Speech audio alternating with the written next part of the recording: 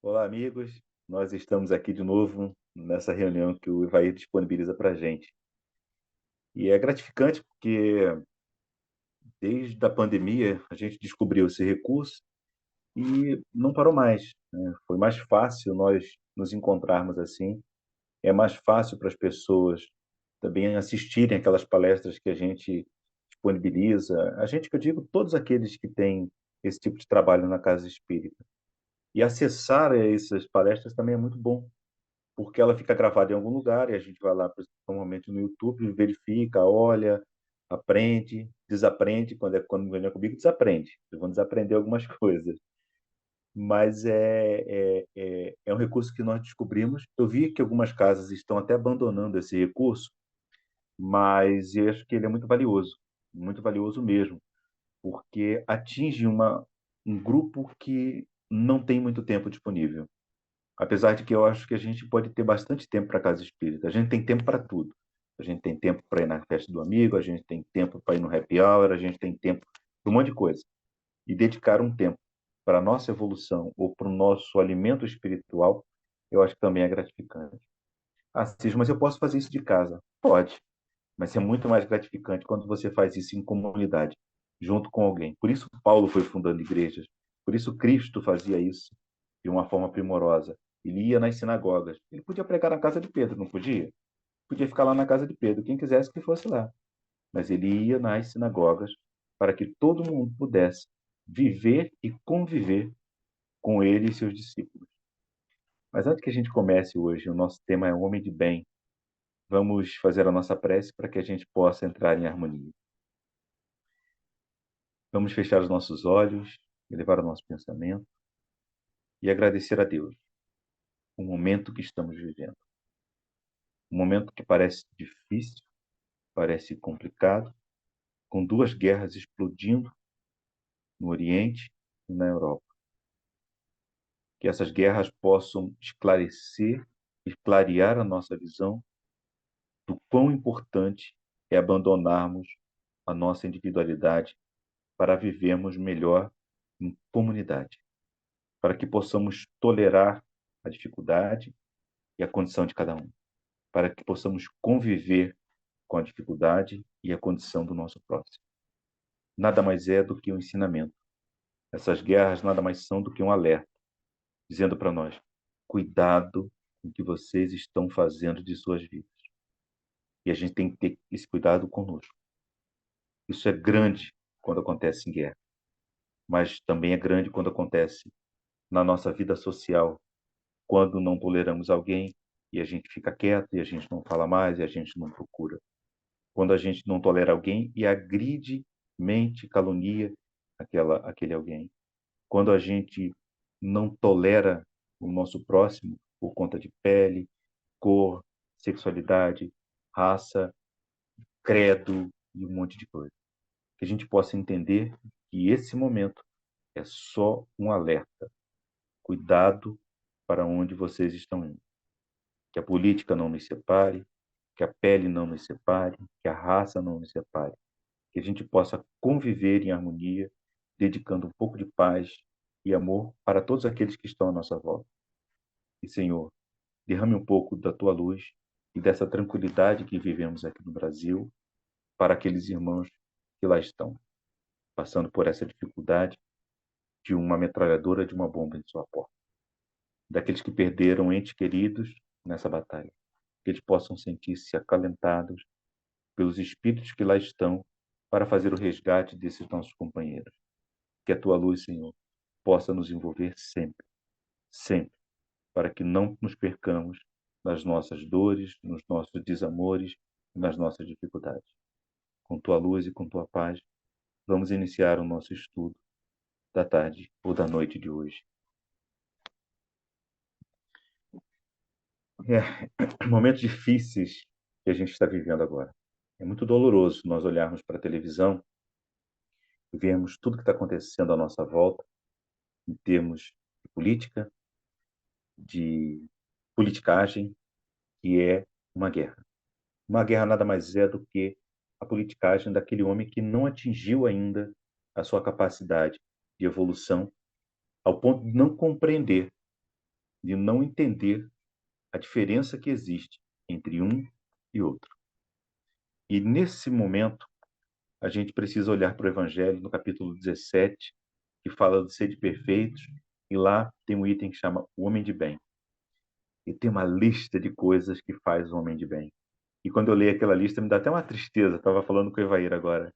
Ainda estou um pouco longe de cada um. Eu tento. Eu vou lá, engatinho daqui, engatinho dali, mas muita coisa ainda eu não consigo fazer na sua plenitude. Eu me esforço todo dia, mas eu não consigo fazer tudo aquilo todo dia. Mas eu já consigo olhar um outro olhar para as minhas dores e para as dores dos nossos companheiros aqui que estão vivendo comigo. Então, que vocês possam compartilhar comigo um pouco daquilo que eu compreendo da vida, eu compreendo do Evangelho. Não é muito, é pouco. Eu não falo isso de falsa modéstia, não. Não é muito mesmo. Mas é algo que, se eu puder passar para alguém e alguém puder passar para mim, a gente vai juntando um cadinho daqui, um cadinho dali, e os nossos cadinhos vão virar um grande caldo para a nossa evolução. No Evangelho, no nosso Evangelho, no capítulo 16, item 13, tem uma passagem que se chama a Revelação de Pedro. Existe também essa passagem no Evangelho de Lucas e de Marcos, mas no Evangelho de Mateus ela está mais completa. E é quando Jesus pergunta, ele estava lá em Cesareia de Filipe, e ele pergunta aos seus discípulos, né? Que dizem os homens sobre o Filho do Homem? Ele queria saber o que as pessoas achavam dele. O que as pessoas, os vendedores, os barqueiros, os pescadores, as autoridades achavam que ele era. Perguntou isso aos discípulos. E parece uma pergunta ingênua de Jesus, né? Ué, você não se preparou não sei quantos anos para reencarnar? Você conhece toda a humanidade porque você é nosso tutor e você não sabe o que as pessoas acham de você? Parece ingênuo. E uns respondem, uns dizem que você é João Batista, outros dizem que você é Elias, outros dizem que é o profeta Jeremias. E Jesus pergunta, e vocês, meus discípulos, vocês, quem vocês acham que eu sou? E lá no verso 17, tem uma resposta que eu acho que é maravilhosa, que é a resposta de Pedro a Jesus. Eu vou ler para vocês. Em resposta, Jesus lhe disse, desculpa, no verso 16, não no 17. No verso 16, Pedro responde a Jesus. Em resposta, Simão Pedro disse, Tu és o Cristo, o Filho de Deus que vive. Em resposta, Jesus lhe disse, Bem-aventurado és tu, Simão, filho de Jonas, porque não foi a carne nem o sangue que revelaram a ti, mas meu Pai que está nos céus. Eu também te digo, tu és Pedro, e sobre esta pedra edificarei a minha igreja, e as portas do Hades não prevalecerão contra ela. Eu te darei as chaves do reino dos céus, e tudo que ligares sobre a terra estará ligado nos céus, e tudo que desligares sobre a terra estará desligado nos céus. Então ordenou aos seus discípulos que a ninguém dissessem que ele era o Cristo. Olha o que Jesus responde para Pedro. Pedro, Simão, o que responde para Simão? Simão, tu és rocha, tu és pedra. Ele sabia quem era Simão. Simão era filho de Jonas. Pedro era filho da evolução. Ele muda o nome de Pedro. E se a gente dá uma olhada para a nossa condição humana, no atual estágio de evolução em que nós nos encontramos, aquilo que caracteriza a nossa humanidade é a nossa incompletude. Todos nós que estamos aqui na Terra, incondicionalmente, somos incompletos. Alguns dizem imperfeitos, e eu não gosto da palavra imperfeito. Eu gosto de fazer uma diferenciação entre o que é imperfeito e o que é incompleto. Porque, para mim, imperfeito é um estado. E esse negócio está torto. E vai ficar torto assim o resto da vida. Ah, esse negócio está ruim. e vai ficar ruim no resto da vida. A imperfeição parece um estado, uma condição que não se vai mudar. É algo que estagnado, está parado. Você é assim. É a tão falada e famosa e síndrome de Gabriela. Eu nasci assim, vou viver assim, vou morrer assim. Vou ser sempre assim. Então, não há mudança na imperfeição, parece. Agora, na incompletude, não. A incompletude mostra ação. Ser incompleto significa que dá para melhorar. Sabe quando você chega com um trabalho para a professora, ou para o professor, ou para o mestre, ou para o empregador e diz assim: Ó, trouxe aqui, está pronto o meu trabalho. Aí ele diz assim: Hum, não, não, ele não diz que está imperfeito. Ele não diz que está ruim. Ele diz assim: está incompleto. Vai lá e melhora. Dá para correr atrás do prejuízo na incompletude. Na imperfeição, parece que você nasceu assim e vai ficar assim. E aí parece mais de acordo com o capítulo 17 do Evangelho segundo o Espiritismo, quando Kardec diz que conhece-se o verdadeiro espírita pela sua transformação moral e pelo esforço que faz para domar as suas más inclinações. Reconhece-se o verdadeiro espírita pela transformação moral e pelo esforço que faz para domar as suas más inclinações. Olha só, é ação. Todo dia a gente acorda com a possibilidade de melhorar um pouquinho na nossa evolução. Mesmo que a gente dê um passo para frente de dia e um passo para trás de noite. Mas a gente vai no trabalho. A gente vai nesse movimento. A gente não fica parado no. Você é imperfeito e vai continuar imperfeito. Não, você é incompleto e pode melhorar a cada instante. Assim, quando Jesus fala para Pedro, para Simão, Simão, filho de Jonas, tu és pedra, tu és rocha, e em cima de ti edificarei a minha igreja. Ele mostra a condição em que a natureza quer, a condição em que a natureza quer da gente. O que a natureza quer de nós? O que a natureza quer do passarinho? Que o passarinho seja passarinho. O que a natureza quer do peixe? Que o peixe seja peixe. Que ele haja como peixe. Que o passarinho haja como passarinho. Ele bote, construa seu ninho, bote, se reproduza e dê origem a mais passarinhos. E faz parte de uma cadeia alimentar da nossa vida. E o que a natureza quer do homem? Que sejamos seres melhores. Há uma diferença entre o homem e todos os outros seres da humanidade, que é o livre-arbítrio. O passarinho não pode se negar a ser passarinho. O macaco não pode se negar a ser macaco. Ele é. O homem não. O homem tem escolha. Eu posso ser um ser humano melhor ou eu não posso ser um ser humano medíocre. O passarinho pode ser um passarinho medíocre? Não. Ele acorda já com aquele instinto de fazer o que a natureza quer dele. Canta de manhã, que aqui canta, eu moro em Teresópolis, numa cidade serrana, ele canta com a beleza. Canta de manhã, parece que eles estão conversando. É uma gritaria danada. É bonito no primeiro momento, no segundo, depois todo dia você fala assim, meu Deus do céu, 4:30 da manhã, esses passarinhos já estão cantando. E quando os sabiazinhos, então, agora está na época do sabiá, eles ficam aqui bem na minha varanda. Aí é uma delícia. Mas eu gosto também. E os canarinhos, então assim, você tem. Eles fazem isso. O ser humano pode ser medíocre. Se o ser humano falar assim, eu não vou fazer nada hoje, eu vou viver igual uma pedra. Ele vive. Ele senta, coloca a comida do lado, come, assiste televisão, deita e dorme. Ele é uma pedra. Tem um buraco no lugar onde ele fica. Ele fica sentado ali. Se ele escolher ser assim, ele vai ser assim. Essa liberdade que nós temos de sermos o que quisermos faz de nós um ser diferenciado de todos os outros seres da natureza. O que é ser melhor? O que é ser um ser humano no mais alto grau de perfeição? É sermos iguais a Jesus. Jesus é o nosso modelo maior. Ele não veio aqui, como eu gosto de dizer, para mostrar o que é ser Deus. Não. Ele veio para nos mostrar o que é ser homem, na sua maior plenitude. Na plenitude de valores, na plenitude de virtudes, na plenitude de sabedoria. Ele mostra para nós até onde nós podemos chegar. Isso é ser humano na sua maior condição. a condição de maior nobreza, que é ser humano. Se a gente tiver essa referência, a gente vai conseguir dar um passinho a mais. E a Boa Nova, o Evangelho, nos mostra o caminho.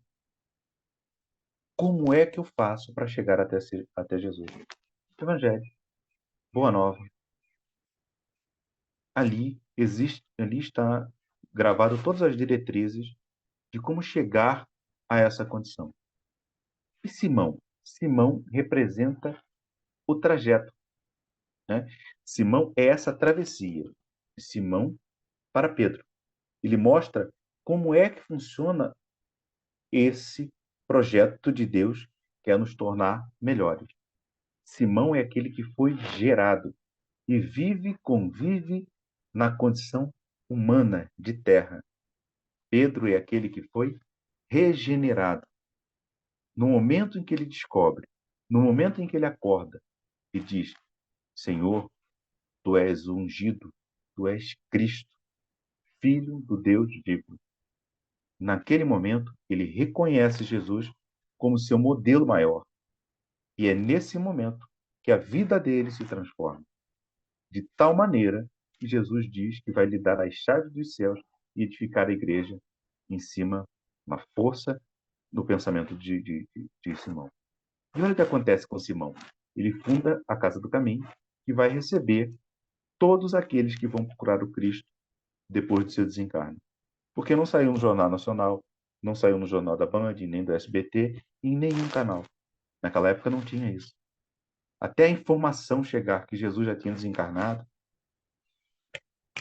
levou muito tempo. E Pedro recebia aquelas pessoas, medicava, dava o acalento do corpo e dava o bálsamo da alma, e aí dispensava aquelas pessoas. Pedro realiza na Casa do Caminho alguns milagres iguais ao que Jesus realizou. A gente fala milagre, mas não é milagre. Faz parte do fenômeno natural que a gente ainda não compreende na sua totalidade. Mas sabe que é possível, que Pedro fez, Paulo fez e Jesus fez com a maestria. E no Evangelho, se fosse falar só dos milagres, não cabia nas páginas que aqui estão. Então, esse momento em que a gente consegue compreender que Pedro é essa travessia, a gente se vê. Travessia de onde para onde? Travessia de quando para quem? Travessia de Adão para Cristo. Pedro representa o Adão, aquele que está ligado à terra, aquele que foi gerado na terra. Jesus representa aquilo que é o mais alto grau que o Adão pode chegar, que é ungido, Cristo. Né? Haroldo gosta dessa passagem, sempre Haroldo Dutra Dias, né? Está lá no primeiro capítulo do Missionários da Luz? Não. Me fugiu o nome do livro agora. Vou lembrar. Missionário. Minha cabeça está um, um drama esses dias. A Caminho da Luz. Lá no primeiro capítulo diz assim: rezam as tradições do mundo espiritual que na condição de todos os sistemas há uma pleiade de espíritos puros e redimidos ao qual denominamos Cristo. Então, para chegar na condição de Cristo, o mais alto grau de pureza, de coordenar alguma atividade do cosmos, eu preciso sair de Adão a ungido. Cristo é ungido, aquele que é. Então, Pedro representa essa travessia. Ele já não é mais Adão, ele está no processo de evolução até se tornar Cristo. Podemos chegar a tal ponto dessa evolução que a gente vai se confundir com a divindade. Olha que interessante. A nossa evolução pode chegar a tal ponto que nós podemos nos confundir com o divino. E olha o que Jesus nos disse: ninguém vai ao Pai senão por mim. Eu e o Pai somos um. Olha o que Paulo nos pronuncia: já não sou eu quem vivo, é o Cristo que vive em mim. E a gente vê tantas outras frases aí no Evangelho que caracterizam isso. Não é que eles se transformaram, não é que eles se fundiram, é que eles já se confundem com essas divindades, porque eles estão tão ligados a essa condição espiritual superior que os espíritos superiores, se você der uma olhada no livro dos espíritos, podem falar um pelos outros. Parece enganação, né? Mas um espírito de, é, de Santo Agostinho, um outro espírito pode falar em nome dele, porque eles estão numa condição tão plena e tão semelhante que eles se confundem na sua voz, na sua maneira de falar, nos seus textos, nas suas colocações. Eles já se equivalem e podem crescer de tal maneira que tanto faz, porque o ensinamento é o mesmo. Se Santo Agostinho falar o Cisé das Coxinhas, que a gente não conhece, que não foi uma figura destacada na Terra falar, a gente sabe que o ensinamento é o mesmo. É nessa condição que os espíritos estão nos dizendo. Ora, chegaremos a tal grau de evolução que nos confundiremos com o divino. E quais são os dramas? Como é que a gente faz para chegar nisso? Quais são as etapas que eu preciso seguir para chegar à condição do Cristo? Porque parece que eu vou dormir hoje e vou acordar amanhã Jesus. Será que é assim? Será que nós vamos acordar Jesus amanhã? Ah, já me converti para o Espiritismo. E essa é a pior raça, tá? A pior raça é aquele que abraça o Espiritismo no primeiro momento. E eu falo isso porque eu já fui uma raça dessa, tá? E quando você abraça o Espiritismo no primeiro momento, você quer fazer tudo direitinho. Isso é ótimo. O pior é que você quer convencer os outros a fazer tudo direitinho também. Até que você percebe que você não faz tudo direitinho. Você só tem a intenção de fazer. Aí você fala, quando a filha fala assim, você não é espírita, pai? Por que você está fazendo isso? Não é você que estava falando lá na palestra, não é você que estava falando aí na reunião dessas coisas e agora está fazendo isso? Aí você fala, opa, eu já não posso convencer muita gente, não, pela palavra. Eu preciso convencer pelas ações. E é nesse momento que a gente vai se transformando. É nesse momento em que a gente vai se confundindo com aqueles que estão num grau de evolução maior do que o nosso. Para entender isso, a gente precisa entender que isso faz parte de um processo.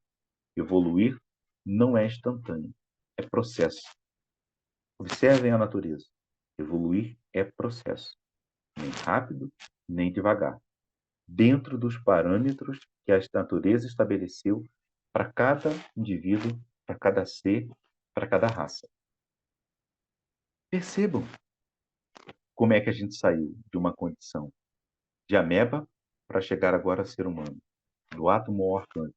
Levou algum tempo para a gente ter esse corpo aprimorado que a gente tem agora. Uns aprimorados mais careca, outros aprimorados mais cabeludos, outros com um aprimorado com um pouco de ruga, outros com poucas rugas, um com óculos, outros já com uma visão muito aguçada. Mas todos nós temos uma condição aprimorada de organismo que é compatível com o grau de evolução do nosso espírito. O nosso espírito melhorou o nosso corpo ao ponto de trazer para ele a condição de viver e conviver na humanidade nessa condição que a gente está agora. Já não precisamos mais de tantos pelos, já não precisamos mais dos braços muito avantajados, porque a gente não caça mais. Nós aprimoramos o mental ao ponto de não precisarmos mais tanto da força. E isso é muito bom. E vai chegar um momento em que a gente vai aprimorando e o corpo vai aprimorando também. Não é o corpo que se aprimora para receber o espírito que aprimora o corpo ao qual ele vai habitar naquele período. É certo? Então, qual é a função do espírito? Melhorar o corpo. Está lá no livro dos espíritos. Dá uma olhada lá. Qual é a função do espírito? Aprimorar a matéria. Qual é a função do espírito? Aprimorar a matéria. Então, é processo. Se é processo para a natureza, imagine para a nossa consciência. Imagine para os nossos sentimentos e emoções. Eu posso dizer hoje, eu não vou falar mais palavrão. Posso. Mas vai chegar um momento em que alguém vai me fechar no trânsito, eu posso não dizer. Mas o pensamento fala mais alto. Quando o camarada olhar para mim no carro que ele fez besteira, ele vai sentir o palavrão que eu pensei dele. É pior do que se eu tivesse falado. Eu posso controlar essa condição. Mas eu ainda não tenho a condição de não falar mais palavrão. De pensar mal do outro. Eu posso tentar não falar mal do outro. Mas pensar mal do outro ainda é meio complicado. Porque a gente tem uma condição de julgamento muito na nossa pele. E fulaninho fez isso. Ah, por causa disso. Fez por causa disso. E já sei, isso aí é tal coisa. A gente já dá o veredito, já fala por que que ele fez, já sabe por que que ele. Isso aí, quais são as consequências daquilo. Aí você fala assim, tô pegando pesado, né? Não vou falar mais nada, não. Mas pensa. A gente pensa ainda, porque a nossa primeira ação é o julgamento. A gente julga tudo. Quando o julgamento vem arrastado daquela compreensão, é ótimo. E as pessoas dizem assim, ah, eu enxergo no outro um defeito que eu tenho. Eu acho que isso é verdade. Mas eu enxergo no outro e fico aborrecido com o defeito do outro quando eu não tenho controle do defeito que está em mim. Deu para entender? É assim, quando eu não tenho controle do meu orgulho, da minha vaidade, eu me aborreço com o orgulho e com a vaidade do outro. Quando eu tenho controle do meu orgulho, da minha vaidade, porque não pense em vocês não, tá? Todos nós temos orgulho e vaidade na proporção adequada para a evolução de cada um, mas temos. Quando a gente tem controle do nosso orgulho, da nossa vaidade, a gente olha para o outro com olhar de piedade, porque a gente sabe como é difícil, será? Como é difícil se livrar daquele vício. A gente sabe como é difícil controlar isso. E a gente fala assim, misericórdia, Senhor, ajude, porque eu sei o quanto é difícil controlar esse essa emoção nesse momento da nossa vida. A gente compreende melhor o outro. Quando nós não temos controle das nossas emoções, quando nós não temos controle dos nossos sentimentos, a gente julga e julga de forma muito dura o outro.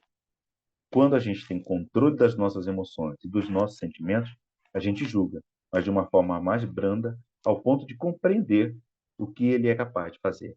Por que ele é capaz de fazer? Isso dá duas vantagens para a gente. A primeira vantagem é, olha, tá tudo certo. Eu sei que ele é assim, nesse momento, que ele vai evoluir. E a segunda vantagem é, agora eu preciso tomar cuidado. Cuidado, vou dar um passinho para trás em relação a ele nesse momento da vida. Por quê? Seja gentil como a pombo, mas prudente como a serpente. Lembra de Jesus falando isso? Gentis como a pomba, prudente como a serpente. Por quê? Porque ele compreendia a dificuldade daquele outro, mas ele não se entregava ao outro, porque compreendia a dificuldade dele. Então ele não era dado para todo mundo, né? E nós era assim, mais ele era mais desenvolvido nessa condição. E quando a gente controla esse nosso defeito, a gente olha para o outro com muito mais misericórdia. E então assim a gente vai percebendo que as nossas emoções se ajustam à humanidade e à condição em que o ser humano vai vivendo. Quando as nossas emoções se ajustam, quando os nossos sentimentos se ajustam, as leis que regem aquela humanidade naquele momento também se ajustam e se aprimoram. Se você olhar a evolução das nossas leis até o momento atual, ela deu um salto quântico, muito. Porque você poderia abandonar o seu filho, abandonar uma mulher na rua. Mulher tinha dois direitos. Eu falo isso para minha mulher também. Mulher tem dois direitos. Um é não ter direito, o outro é não abusar do direito que tem. Era assim que era. Hoje, elas acham que isso é para nós, né? Que o homem elas dominaram a Terra, né? Dominaram a humanidade. Então elas inverteram esse ditado. O homem tem dois direitos. Um é não ter direito e não abusar do direito que tem. Aqui, então, eu só falo, sim, senhora, não estou mandando nem no controle remoto aqui de casa. Está difícil para mim. Está difícil para os homens nessa atual condição. Mas como eu já fui assim, eu compreendo a dificuldade do outro. Eu já tenho controle dessa dificuldade. Então eu compreendo a dificuldade das mulheres nesse momento. Eu já evoluí um pouquinho. Estou brincando. Né? Então, assim, dramas e dores, situações do passado, eles vão sendo ressignificados por nós. Aquelas dores, aqueles dramas, aquelas condições que pareciam intransponíveis naquele momento, hoje a gente olha para trás e diz, nossa, que barra que eu passei, hein? Que barra que nós passamos. Foi difícil, né? Foi bem difícil, mas nós passamos. A gente consegue falar até com certo humor de determinadas situações que pareciam complicadíssimas no momento passado. Se eu falar aqui, vocês vão logo puxar lá para trás. Ih, caramba, é verdade. Lá com fulaninho, com Beltrano, né? Era assim e de repente agora a gente está dando risada dessas coisas. Então, respeitar o processo é entender que estamos no caminho da redenção e ainda não somos redimidos, né? Então a gente entende que no passado, dores que a gente vivenciou hoje são muito resolvidas em nós. Mas dores que ainda não estão resolvidas serão, porque nós estamos no caminho da redenção. É processo. O que ainda não sarou, o que ainda não sanou, o que ainda não cicatrizou, vai cicatrizar ao longo do caminho. Quando, Assis? E talvez não nessa encarnação. Isso é uma boa notícia, né, Assis? Boa notícia. Eu vou viver 86 anos e não vou me curar de determinadas dores? É, porque tudo é processo. Faz parte de encarnar, encarnar, encarnar, encarnar. Eu escuto com frequência, né, algumas pessoas que dizem, né, como é que é? A vida é uma viagem. Muita frequência eu escuto isso. A vida é uma viagem. E a gente vai acabar e vai morrer e vai estar tudo certo. Eu concordo com isso em parte, porque numa viagem você começa e termina a viagem com a mesma bagagem que você começou. Coloquei 3 cuecas, uma cueca furada, 2 meias, uma furada, uma calça jeans, 2 camisetas e terminei com a viagem com a mesma bagagem que eu comecei. Na viagem da vida não é assim. Na viagem da vida você começa com uma bagagem e termina com outra. Inevitavelmente. Mesmo que você termine com as 3 cuecas furadas, mas ela não é a mesma bagagem. Não é. Então, na viagem da vida, a gente começa com uma e termina com outra bagagem emocional. A gente começa com uma e termina com outra bagagem social. Na viagem da vida, a gente começa com uma e termina com outra bagagem psicológica. Porque faz parte do processo de crescer. E a gente nem percebe que a gente mudou. As pessoas falam assim, nossa, como você mudou?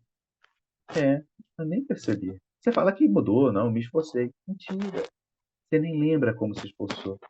Você nem sabe como é que você fez. A gente só fez. Por quê? Porque a gente foi se adaptando, se moldando para o momento em que estávamos vivendo. E de repente a gente muda. De repente a gente já não está mais falando palavrão. De repente a gente não está mais falando mal do vizinho. De repente a gente não está mais falando mal do outro.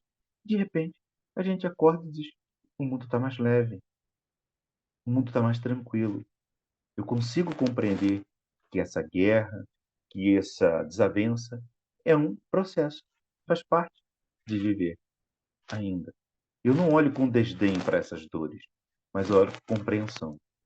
A gente não olha com desdém para uma guerra. Não tem como olhar com desdém para uma guerra.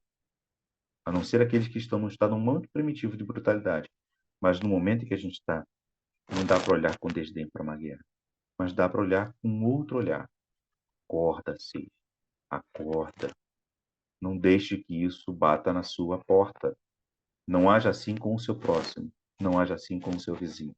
Não seja intolerante com o seu próximo. Não seja intolerante com o seu vizinho. É. Que eu sou. Às vezes eu sou intolerante com o meu próximo. Às vezes eu sou intolerante com o meu vizinho. Vocês não. Vocês estão numa condição de evolução muito maior que a minha. Mas faz parte. E aí vai a o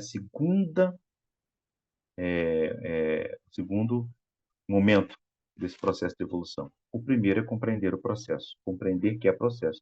O segundo é entender que essa evolução, que o trabalho de evolução é coletivo, mas o ganho é individual.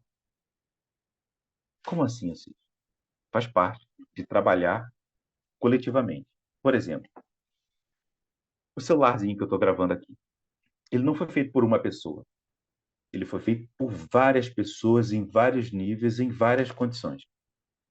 E o resultado foi esse celular. Tá certo? Cada um teve a sua participação na etapa de construção do celular, do Assis. Desde quem fez o chip, a tela e quem vendeu o celular para o Assis. Cada um ganhou, recebeu diferente, né, de forma diferente, tudo. Desculpa, como é que eu vou melhorar isso? Cada um recebeu aquilo que lhe competia no processo de construção. Então, o trabalho foi coletivo, mas o ganho foi individual. Cada um recebeu o que merecia na etapa de construção do celular que você está gravando aqui esse vídeo. Na vida é a mesma coisa. O trabalho de evolução é coletivo, mas o ganho é individual. Cada um vai receber a etapa que lhe compete no processo de construção de um mundo melhor. A construção de um mundo melhor começa com a construção de um indivíduo melhor. E o indivíduo só melhora quando tem ganhos com isso. Ganhos significativos na vida. Que a gente às vezes escuta assim: ah, eu vou me retirar, eu vou fazer um retiro espiritual lá para o Tibete e vou ficar lá isolado e vou ganhar a espiritualidade, vou ganhar a evolução espiritual. Mais ou menos. Mais para menos. Por quê? Porque não teve um ganho coletivo. Ah, eu sou muito, mas muito paciente. Com quem? Só se foi com você mesmo, porque você não conviveu com o outro.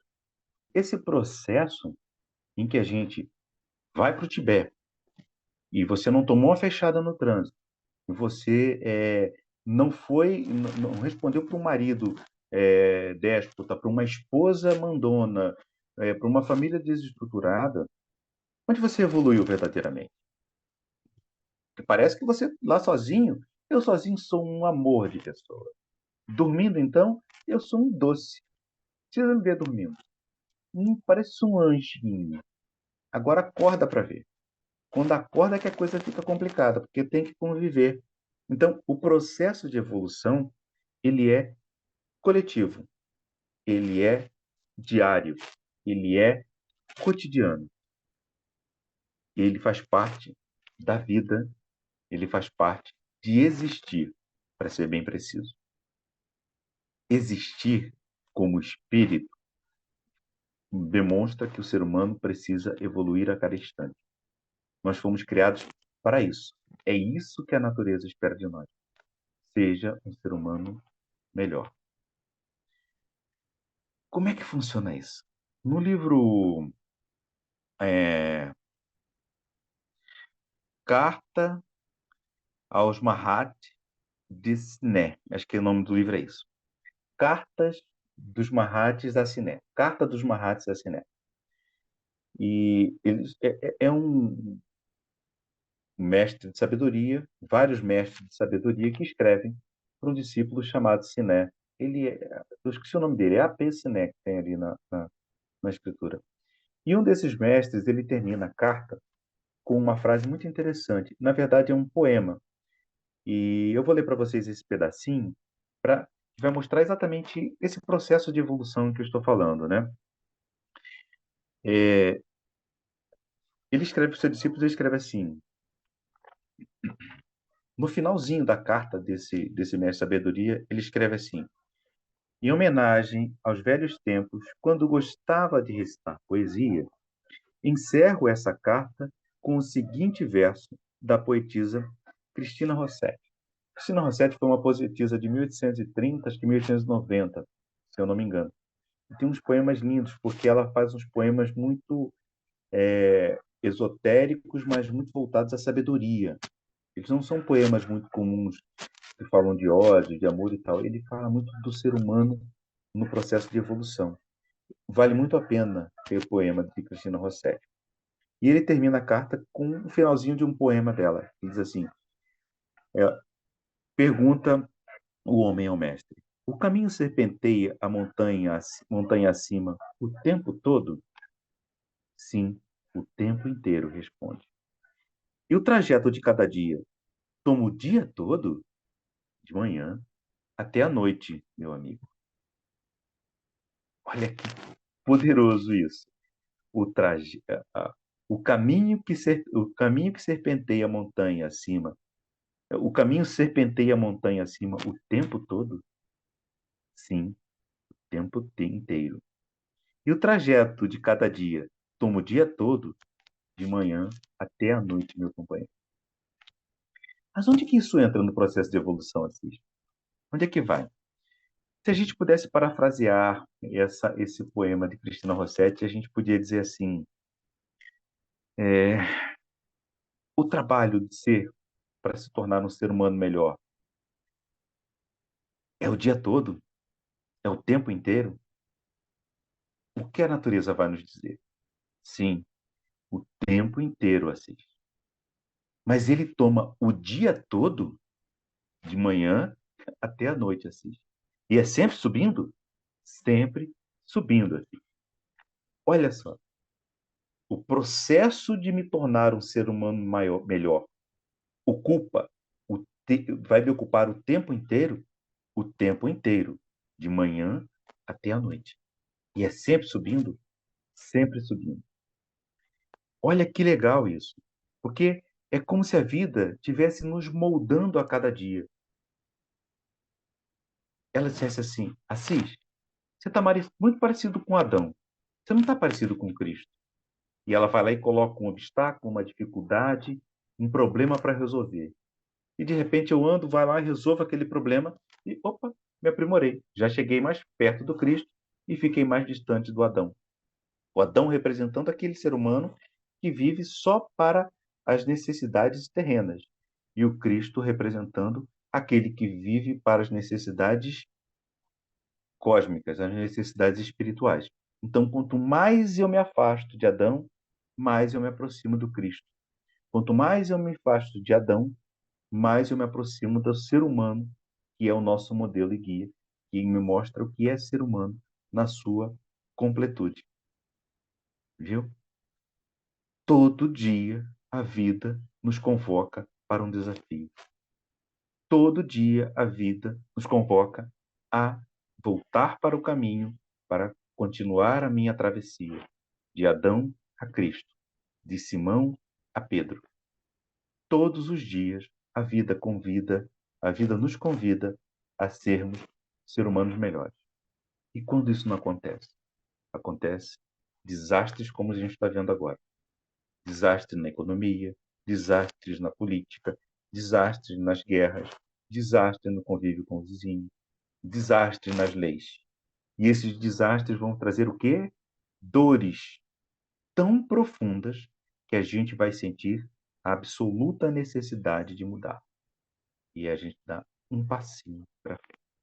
A gente dá um passinho para um outro momento. E a gente vai se desvencilhando daquelas dificuldades ou daqueles enganos que a vida nos oferece. Por exemplo, um ditado que mostra bem isso que eu estou dizendo. O crime não compensa. Legal. E se compensasse? Você faria? Porque se não compensa, tudo bem. Não vou fazer. Não compensa. Mas e se compensasse? Será que eu faria? Será que eu seria um criminoso? Entenderam? Então, precisamos evoluir, crescer até chegar àquela máxima do primeiro capítulo da primeiro parágrafo do capítulo 17 do Evangelho, que fala do homem de bem. Se a gente conseguir atingir esse patamar de evolução, de olhar para a gente mesmo de forma tão segura de que somos espíritos em caminho de redenção, a gente vai melhorando sem dramas e sem medo. Não será tão doloroso para nós crescer. Mas se a gente não fizer, a gente vai crescer do mesmo jeito, de forma dolorosa. Então, a dor é proporcional à nossa capacidade de compreensão dos obstáculos que a vida nos oferece para nos aprimorar. E o que diz aquele primeiro capítulo do livro, do capítulo 17, do primeiro parágrafo do capítulo 17 do Evangelho segundo o Espiritismo, que fala de ser perfeito? O verdadeiro homem de bem é o que cumpre a lei da justiça, de amor e de caridade na sua maior pureza. Se ele interroga a consciência sobre seus próprios atos, a si mesmo perguntará se a vida, a lei, ah, se perguntará se, é, se a vida, desculpa, eu perdi aqui. Se a vida,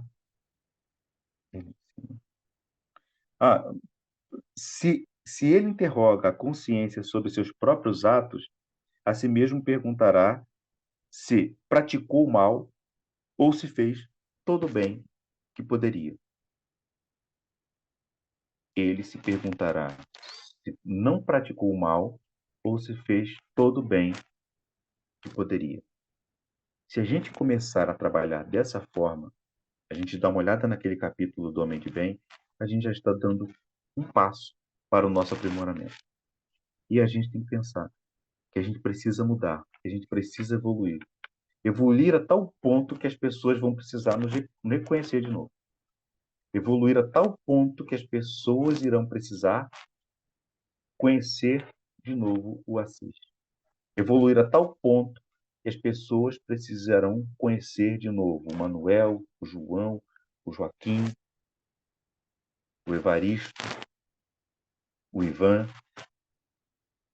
todos. Se a gente conseguir pensar dessa forma, a gente vai dar um passo na nossa evolução. E é gratificante. Eu falo de carteirinha. Eu falo de carteirinha. Eu deixei minha casa, eu vou falar até de um exemplo particular. Eu deixei minha casa com 15 anos de idade, por aí. Né? Desde os 13, 14 anos, eu deixei minha casa, fui estudar no colégio interno, e depois dali fui para o Exército e fui para as escolas de formação do Exército. Eu sou militar, da reserva. Né? Então, nesse processo, eu sempre vivi fora de casa, sempre trocando de cidade, nesses processos que vivem os militares, né? E a minha irmã me conheceu durante um período que eu era bem egoísta, bem orgulhoso. Depois de algum tempo, ela veio aqui em casa, assim, depois de muito tempo, né? Já tinha uns 30 anos, né, de idade, 30 e poucos anos de idade. E ela não conviveu comigo durante esse período. E ela disse, nossa, ela me chama de Vaguinho, né? Meu nome é Wagner Assis. Né? Ela me disse, nossa, Vaguinho, como você mudou? Você é outra pessoa. Eu dei um sorrisinho muito lá dentro, né? Não quis entregar que gostei da história. Então, evoluir a tal ponto que as pessoas precisem te conhecer de novo é a coisa mais gratificante que a gente pode ter. Porque mostra que o esforço não foi em vão, que o trabalho não foi em vão, que as habilidades que a gente se dedicou para melhoramento não foi em vão. E a gente não percebe isso. A gente não percebe essa mudança. A gente não percebe esse processo. Ele vai acontecendo ao longo de nossa existência. Então, que a gente possa sair dessa condição de Adão para se tornar Cristo. Que a gente possa sair da condição de Simão para nos tornarmos Pedro. Que a gente possa receber a chave dos céus da mão de Jesus. Que a gente possa, e quando eu digo céu, não é um lugar, mas o céu da consciência, de compreender que a humanidade é o nosso céu, é o nosso lugar. A humanidade, não o planeta Terra. A humanidade. Estar com o outro, conviver com o outro, trabalhar com o outro, ajudar o outro e ser ajudado pelo outro, faz parte do nosso processo de crescimento. O tempo todo. Todos os Cristos, aqueles que guardam e governam o planeta Terra, que guardam e governam a nossa galáxia, o nosso sistema, todos esses trabalham. Não param de trabalhar. Então, o trabalho é o tempo inteiro. E é sempre morro acima. Que a gente possa entender isso, para que a gente possa olhar para a humanidade no momento que ela está vivendo, como ela é. Que Jesus nos abençoe, nos ilumine e desculpe a extensão. Pretendia ser mais rápido hoje. Até falei, vai ir, falei assim, olha, tá bom, Assis. Eu vou deixar um outro link para você aí. Vou deixar um outro link, caso precise. Um jeitinho muito amoroso de falar assim, eu sei que você vai passar do limite mesmo, então vamos lá, tá certo? Mas que a gente possa pensar nisso, que a gente possa olhar para nós como um homem em processo de evolução. Que a gente possa olhar para nós mesmos como um homem em processo de aprimoramento. Que a gente possa trabalhar para o nosso aprimoramento todo dia, todo instante. Morro acima sempre. Que Jesus nos ilumine, nos oriente e nos governe. Que a gente possa entender que o encontro com Cristo é um marco de melhoramento. Eu encontro com Cristo toda vez que leio o Evangelho. O encontro pode não ser pessoal, mas quando eu olho para as páginas do Evangelho e consigo entender aquela passagem de forma a melhorar a minha vida, eu melhoro, eu evoluo, eu cresço. Cristo vive em mim.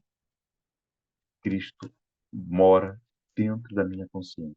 A partir do momento que eu abraço o Cristo como aquele que vai me fazer, que vai me ajudar a me tornar um ser humano melhor. Que Jesus nos ilumine, como eu disse. Então vamos fazer a nossa prece para encerrarmos o nosso estudo de hoje. Jesus amigo, muito obrigado por esse pequeno tempo em que passamos juntos. Obrigado por nos ajudar, nos intuir nesse momento tão difícil que é falar sobre o homem de bem.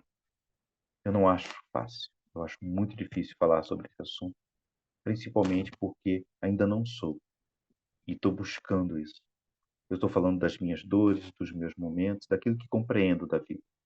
Mas o seu auxílio nesse momento foi fundamental para que pudéssemos compreender um pouco mais sobre esse processo. Que a tua luz, como já disse lá no começo, se derrame sobre todos os nossos irmãos que precisam de ajuda e de amparo. Todos aqueles que estão em dificuldades nesse momento. Todos aqueles que estão de arma em punho, próximos de cometer um crime. Todos aqueles que estão ainda envoltos em drogas, em dificuldades e ainda num egoísmo tamanho de não compreender o seu papel. Que a tua luz, Senhor, possa chegar até aqueles que assaltam, aqueles que roubam, aqueles que matam. Que a tua luz possa chegar àqueles que sentem dores terríveis da depressão, da falta de carinho, da falta de cuidado. Daqueles que estão nos leitos dos hospitais e daqueles que perambulam pelo nosso planeta não percebendo ainda que já desencarnaram. Que eles possam sentir-se amparados e acolhidos. Que eles possam se sentir em paz. E que esse estudo de hoje possa atingir o coração de todos aqueles que convivem conosco hoje, agora e sempre. Que assim seja. Graças a Deus.